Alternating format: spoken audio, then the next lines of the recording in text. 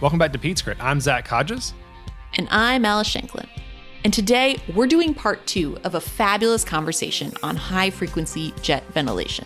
Yes, and to do that, we have Dr. Alex Rotta.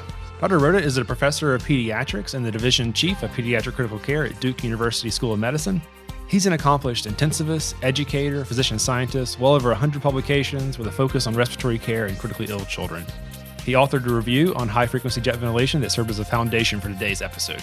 Yes, I learned so much from this series. Let's get right to the content. So we've got a 2-month-old infant admitted to the PICU with respiratory failure due to RSV bronchiolitis.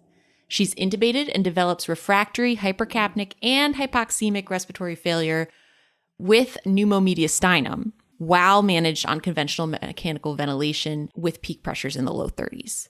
The team is considering trialing high-frequency jet ventilation for this patient to improve gas exchange and prevent progression of her air leak.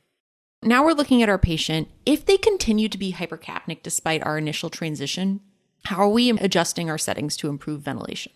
Great. So that's a very common scenario because it's quite rare that someone would nail the jet settings on the first go.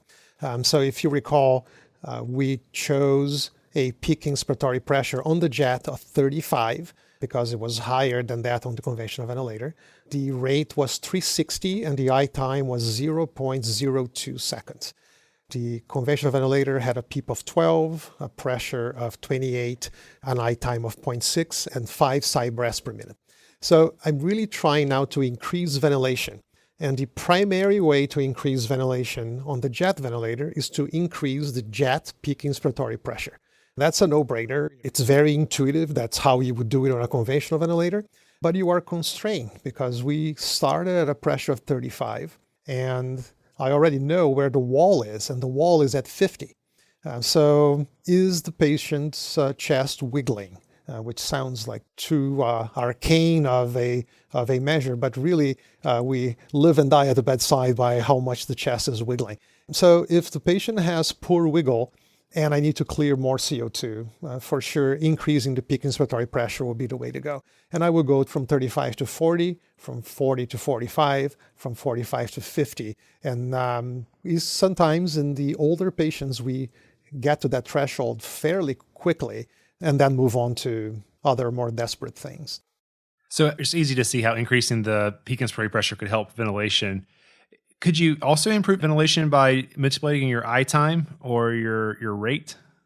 You can, but the primary way of doing this is taking advantage that you have a fixed inspiratory time and a jet of gas that is being jetted down the airway at a very high speed, and then just make that even faster by increasing your pressure. And you'll say, well, I have such a short I time and I'm increasing my pressure by a bit. Is that really going to move the needle? What it does is it doesn't really generate a significantly greater tidal volume when you open the pinch valve, but because the gas is now moving at a higher pressure gradient, it entrains more gas from the conventional ventilator as it goes down the tube. So the Bernoulli augmentation of that flow from a tidal volume perspective is much greater. Although the tidal volume that exits the jet box, there is a small increment, the velocity of that packet just entrains so much more gas that it improves ventilation. So the traditional way of managing this is go up on your peak pressure until you can no longer go up. And then you resort to less palatable options, such as increasing your respiratory rate. You can increase your respiratory rate. The downside of that is that it's shortening your expiratory time because your inspiratory time is fixed. You can also increase your jet inspiratory time. And again, you don't have a lot to play with. It goes from 0.02 to 0.034. But we often do that because the longer the jet valve is open, the more entrainment of gas you're going to have, and you're going to augment ventilation. Now, you start to get into dangerous territory here when you depart from inspiratory pressure adjustments to I time and rate adjustments. And the dangerous territory is hyperinflation. The jet ventilated patient is very prone to hyperinflation, especially one such as the one in your vignette that invariably will have high mucus production and some airway constriction and mucosal edema and so on. And so by sending these micro packets of gas down the airway, if you don't have an efficient exhalation mechanism, you will hyperinflate. And how would you know that that's happening? Well, you'll know that's happening because you know how much PEEP you set on your conventional ventilator, let's say 12, and the servo is reading the actual PEEP that you have in the airway. And it should be very close to what you set on the conventional ventilator. If it is not, you have a problem, and it's usually more. So if you set PEEP on the conventional ventilator at 12, and now you are at 14, you have 2 points of auto PEEP. And that is tolerable. But then you need to decide, can I live with this or not? And as you turn your knobs, if you start to experience more hyperinflation, you will see a diversion between the PEEP set on a conventional ventilator at 12, and now your jet is reading 15, 16, 17. You need to do something about it because you are hyperinflated, and that's a very dangerous situation. Very important to pay attention to the jet red PEEP that should match that of the conventional ventilator within a plus or minus 2. Yes. So mental model we set forth earlier, if you're having issues with ventilation, in general, you're going to be titrating your jet ventilator settings. If you have issues with oxygenation, a lot of times you start looking more at the conventional ventilator. Let's talk about how you manage hypoxemia in the patient who's on the jet ventilator with the mental model of this patient as being atelectatic and under-recruited versus hyperexpanded.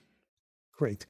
So if a patient is hypoxemic because of de-recruitment, and I'm happy you brought in that caveat because, and I think it's worth mentioning, that if treatment of hypoxemia was really just limited to you increasing airway pressure, then a monkey could do it, right? The reason why they don't is because you need to be able to realize that sometimes you're just too far up in your inflation curve and you're hypoxemic because of hyperinflation. That's a very important point. But in the patient you just proposed, who is hypoxemic because of de-recruitment, then you're going to use the conventional ventilator to try to get more lung to participate in the oxygenation process. The jet can do nothing for you about that. And that's why it has its tandem ventilator. So the way to improve oxygenation with the conventional ventilator, you resort to the usual suspects of conventional ventilation. You're going to increase your PEEP, which is the primary mode of increasing mean airway pressure, both on conventional and in jet ventilation. You can increase the inspiratory time of your conventional side breaths, which will also increase mean airway pressure, but you can more easily do that with PEEP.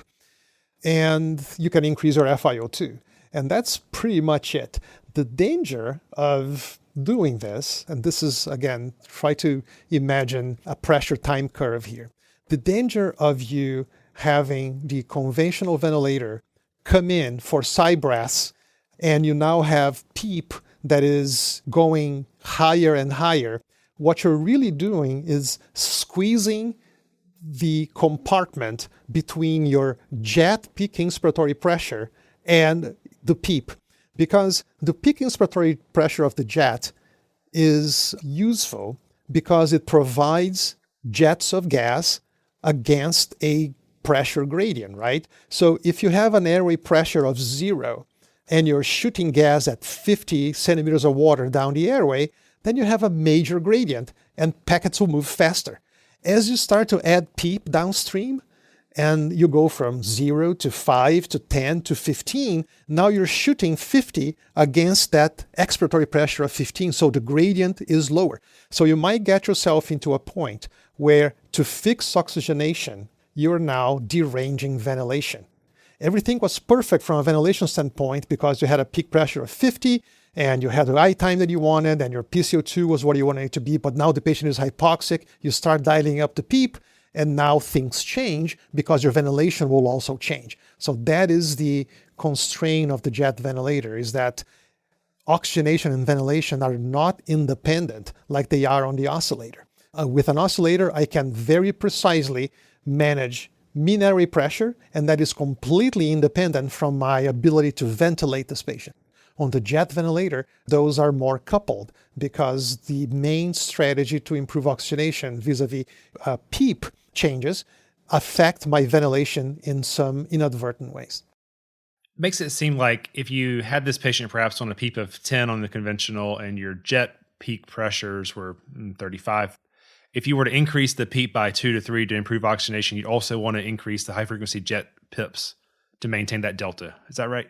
That is usually necessary. So it is not every time, but often you have to do that because, as you correctly pointed out, the outgrowth of increasing the PEEP is that now you have a lower delta on the jet, but by increasing the pressure on the jet, you offset that. So when would you not do that? You wouldn't do that, number one, if you are already with your back against the wall and a peak pressure of 50 on the jet because you have no place to go. And that is usually the case. The other alternative is that by using a higher PEEP, you are now recruiting lung that wasn't participating in oxygenation and ventilation before, and now you can ventilate better because you have less physiologic dead space because of the collapsed lung, and that might be sufficient to offset the decrease in ventilation that PEEP increase would cause. But in reality, you should be alert to the fact that you move one thing on one of the machines that might be an inadvertent response from the other. And while we're talking about how important it is to monitor the CO2, I realized that I don't even know. Do you have an end title on these patients? Seems like a lot on the end of the ET tube. Yeah, there's a lot going on with the ET tube, and end titles are really not helpful during jet ventilation. I mean, they're not as unhelpful as they are in high-frequency oscillation because you still have some tidal breaths that come in, and you can sample what alveolar PCO2 could be, but it's customary not to use an end tidal CO2 during jet ventilation. What we do use is transcutaneous CO2 monitoring, and that's very important to us, because it will show you things. I mean, although the precision and reactivity of those devices leave something to be desired when you think that you're actually having something that is non-invasive and is just reading CO2 through fumes and humors and so on, I think it does a really good job. So I think it's a great trender of carbon dioxide, and it's really the best we can do. Yes. And then what about suction? How is your suction process different between the jet ventilator and the oscillator? That's a great question. The suction is really an important topic. Suction can be dealt with in two ways, and I like to refer to it as the shift work mentality.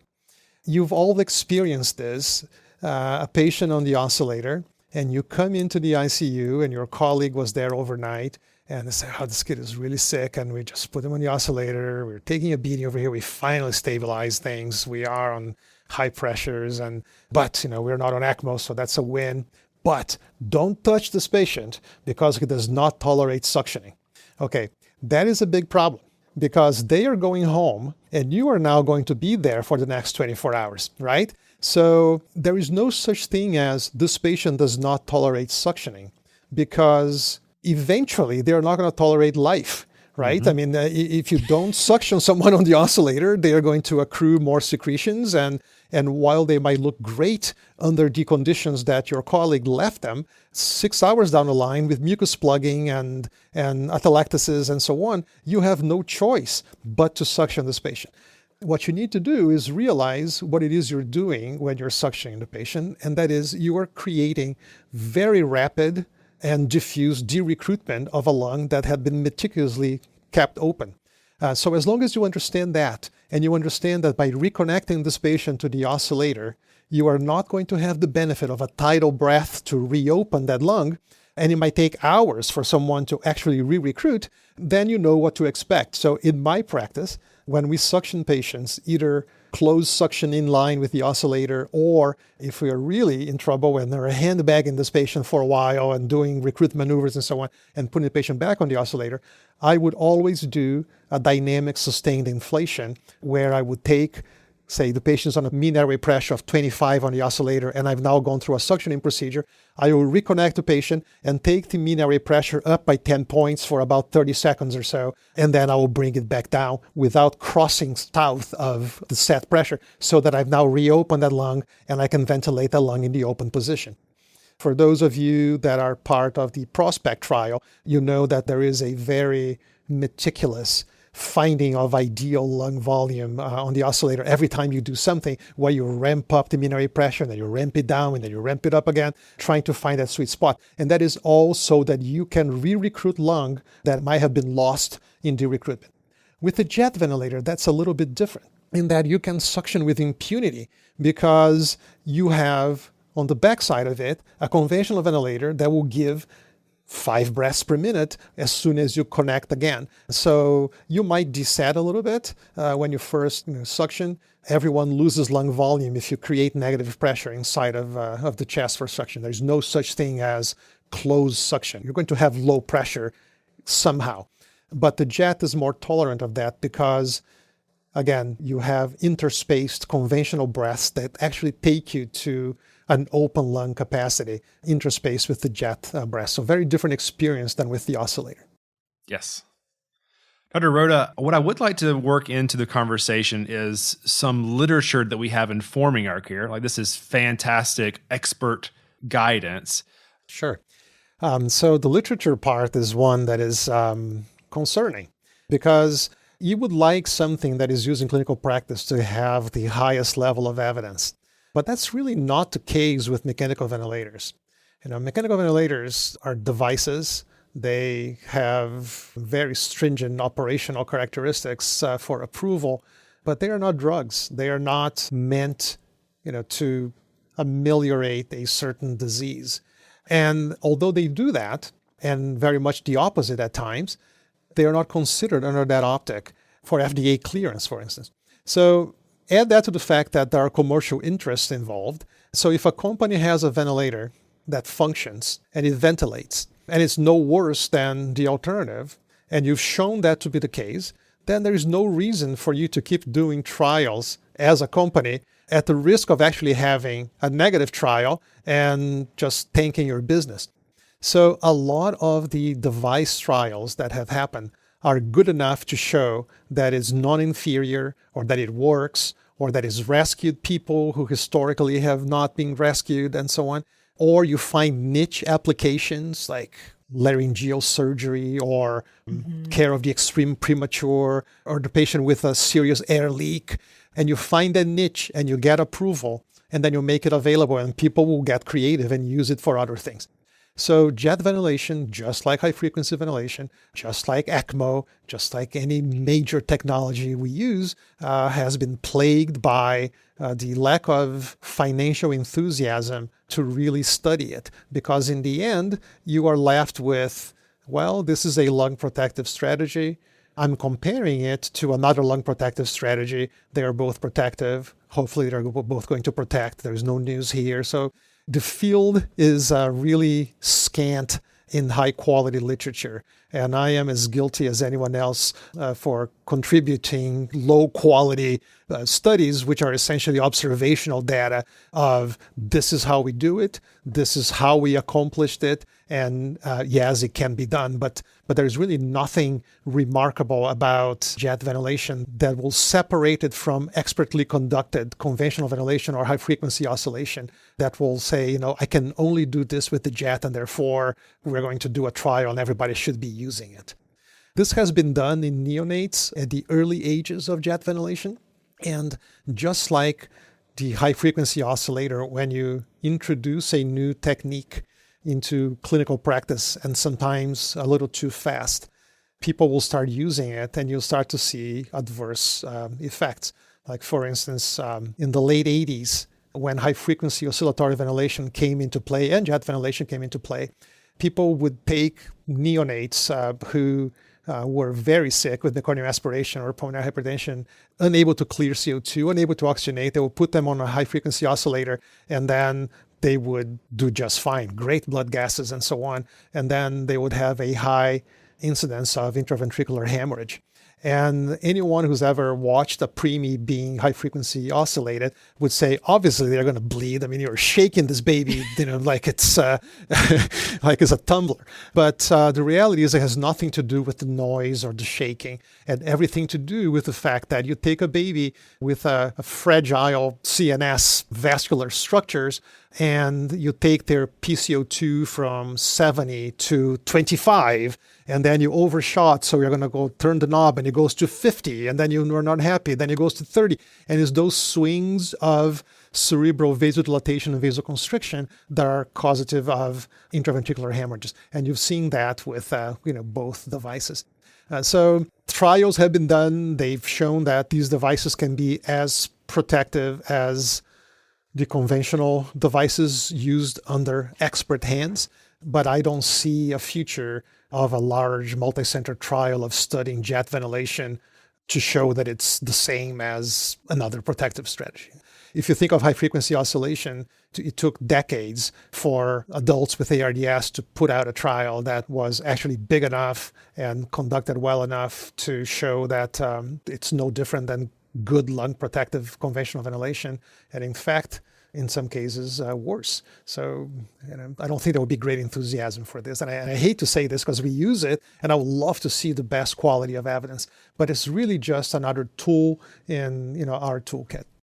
Absolutely. That's something that stands out the most in the review articles is the IVH because it ventilates too well.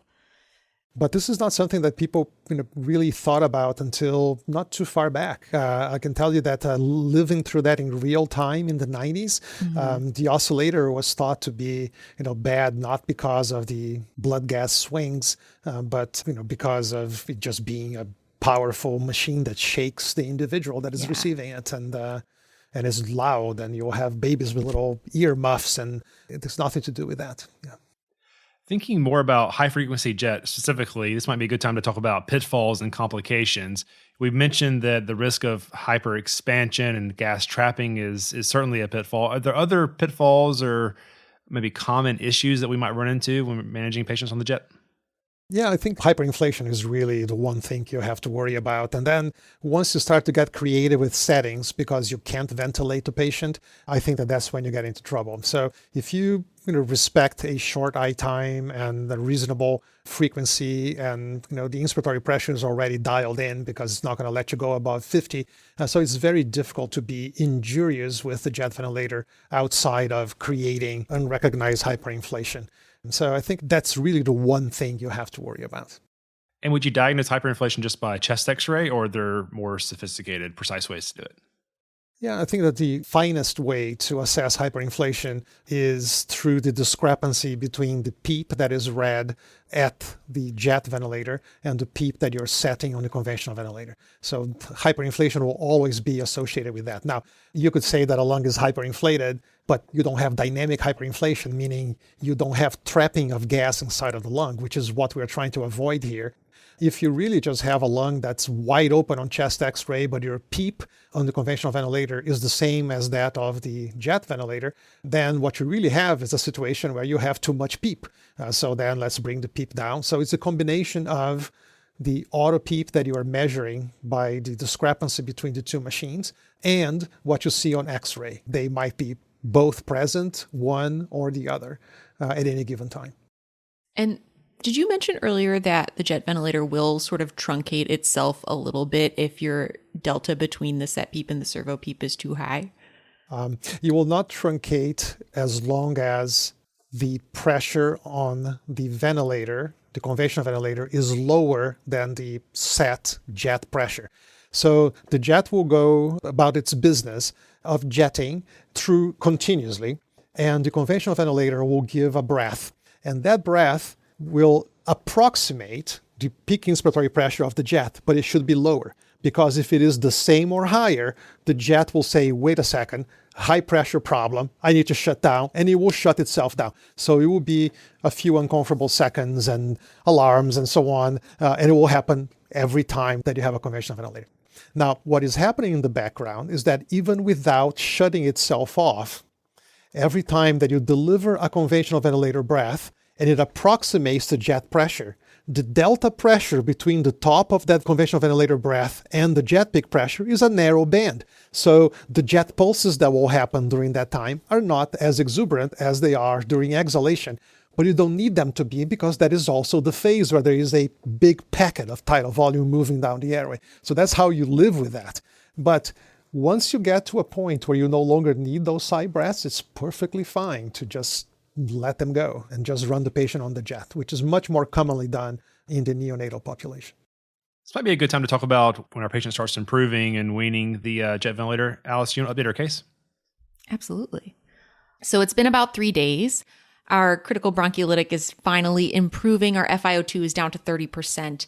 And now we're a little bit overventilated. We've got a gas of 7.45 with a PaCO2 of 38. How are we starting to wean this patient?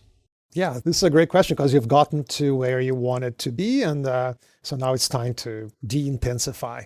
And there are a few ways to do this, and I'll tell you what my way is, and then there are some alternatives.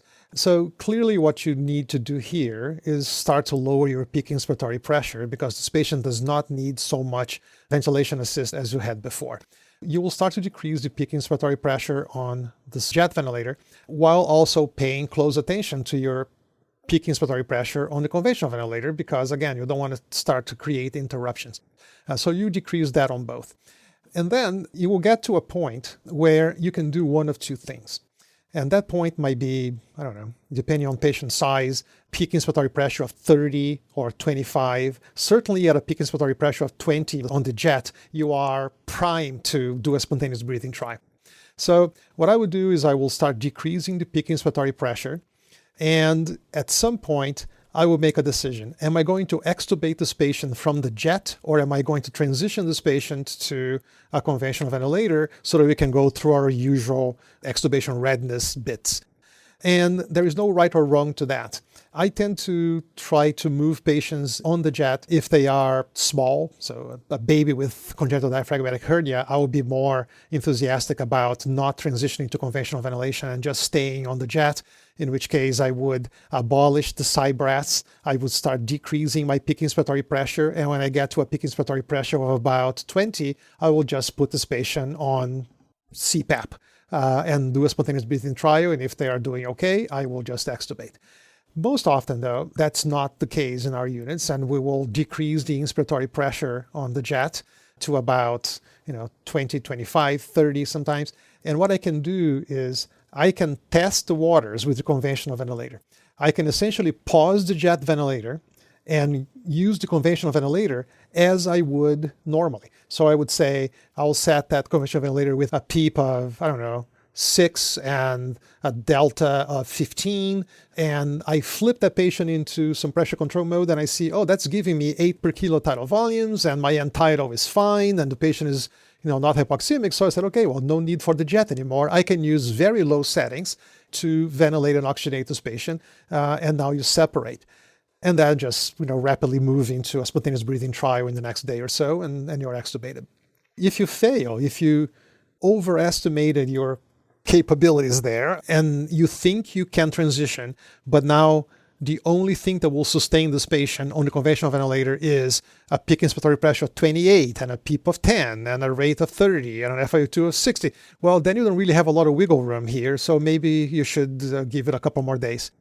So having a conventional ventilator attached to the servo that is fully operational, and with the click of a button, you can convert to 100% conventional ventilation just to test the waters, is a very powerful weaning mechanism to me. Yes, and that's interesting about trialing the patient on a spontaneous breathing trial just by pausing the high-frequency jet ventilation. That's an advantage I really haven't seen done yet. Yeah, that's incorporated into our jet protocol, and it's a great feature. However, I have to say that there are trade-offs in all of those things, and I'll give you an example. We used to run the jet ventilator attached to a servo U, okay? And that's a great ventilator, and I have no concerns about transitioning or testing the waters of a conventional ventilator using that machine. The problem with the servo is that it does not allow you to be on an invasive ventilation mode with a PEEP of 6 and a 0 rate. You will alarm the heck out of you. Okay, so our respiratory care system decided that we should really just have a dedicated jet ventilator, conventional ventilator, which is this ventilator that I don't even know what it's called, and it's a good thing, but it's something along the lines of what you would find at a low-end veterinary clinic. It's essentially a box that gives pressure in, pressure out, and it will do whatever you tell it to do. but it's really not the machine I want to try my patient on coming off jet. So just to underscore my annoyance at that change, I often have them bring a third ventilator to the bedside so that we can now have a real human ventilator to tie this patient off and give it a fair trial. So there are some peculiarities to this, but just putting it out there.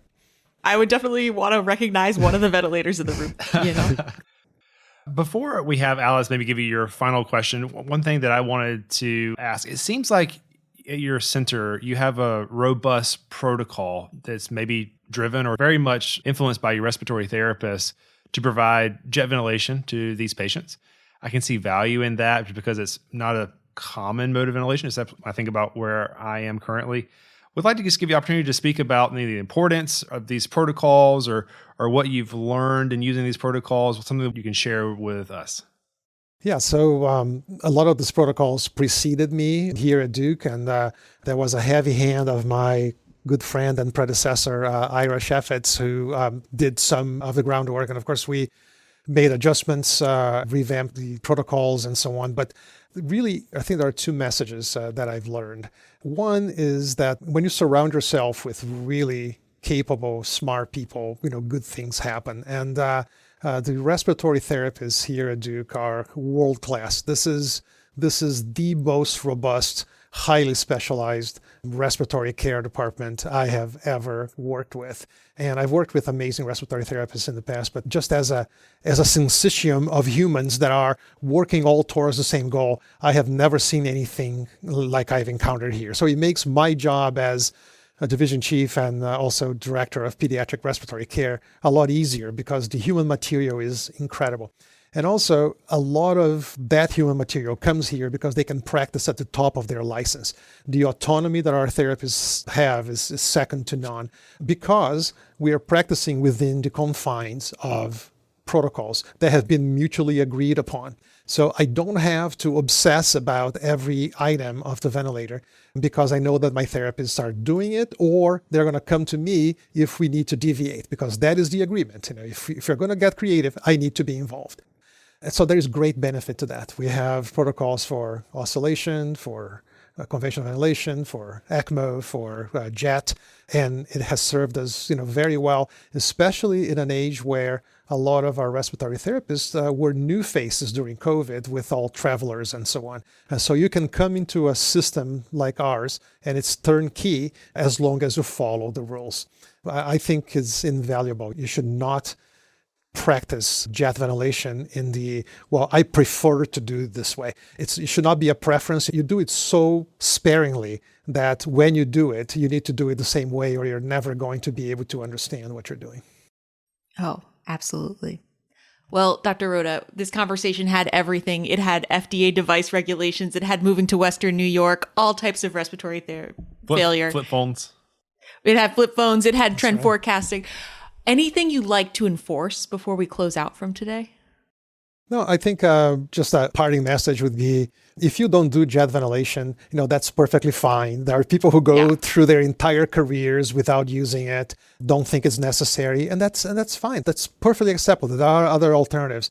But if you are going to do it, then I recommend that you familiarize yourself with the technology. It is very different than everything you've used. It's different than the oscillator, sometimes even in the opposite direction for some settings. So don't get discouraged if the first time you use the jet, it doesn't necessarily go your way. Now, I have no ties to the company that manufactures and sells the jet ventilator, but I can tell you that they are a highly capable company from a customer support perspective, as they have to be. The same thing with the makers of the high-frequency oscillator, because they know that they're giving a device that can be very helpful, but also very dangerous. They have extraordinary customer hotlines, not answered by someone who is uninformed. You will get people who have seen the guts of this ventilator and know every cranny and nook that it has. I have found helpful at times when I hit certain walls to get on the phone with a clinical specialist at one of these companies and say, this is what I see. Can we go over this together? And they do this continuously throughout the world. So it's a great service. So don't get discouraged. Sometimes jet just doesn't work. And if the first time it doesn't work for you is the one memory you're going to have, then, so be it. But about 30% of the time, you need to move to a backup plan because it doesn't work. So, just be mindful of that. Yes. Well, thank you so much for a clinically sharp and very balanced discussion of high-frequency jet ventilation. We are so excited to share this with our listeners. Well, thank you very much for the invitation and for being my first one.